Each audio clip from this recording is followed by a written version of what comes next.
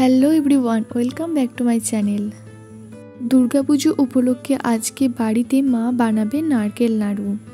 মায়ের হাতের আজকের এই নারকেল নাড়ু বানানোর রেসিপিটা শেয়ার করব, তো আপনাদের যদি ভালো লাগে তাহলে ভিডিওটা শেষ পর্যন্ত দেখতে পারেন।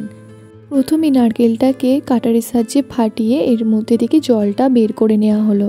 এই নারকেলটার মধ্যে দেখলাম একটা কল হয়েছে। এই কলগুলো খুব কম সংখ্যক নারকেলের মধ্যেই পাওয়া যায়, আর ওই কলগুলো খেতে দারুণ হয়।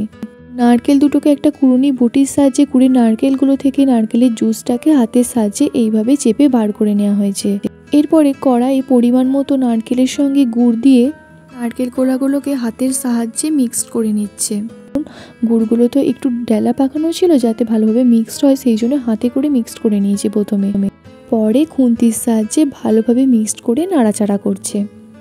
এইভাবে কিছুক্ষণ নাড়াচাড়া করলে এরকম নারকেল নাড়ুটা ফুটতে থাকবে এবং সেখান থেকে এরকম জল বেরিয়ে আসবে। 20-25 মিনিট মতো নারকেলটা ফুটে এলে এর মধ্যে পরিমাণ মতো চিনি মা এখানে অ্যাড করেছে। 40-50 মিনিট নাড়াচাড়া করার পর নারকেলটা এরকম মাখা মাখা হয়ে গেলেই নামিয়ে দিতে হবে। এরপর এটাকে সঙ্গে সঙ্গেই রাউন্ড শেপে গোল করে নাড়ু আকারে পাকিয়ে নিতে হবে। বেশি দেরি করা চলবে না, কারণ এটা শক্ত হয়ে গেলে এই নাড়ুগুলো আর ভালোভাবে পাকানো হয় না। নাড়ু পাকানো রেডি, তৈরি হয়ে গেল পুজোর স্পেশাল নারকেল নাড়ু। ভিডিওটা ভালো লাগলে চ্যানেলটা প্লিজ সাবস্ক্রাইব করে দেবেন। বাই, দেখাবে পরে একটা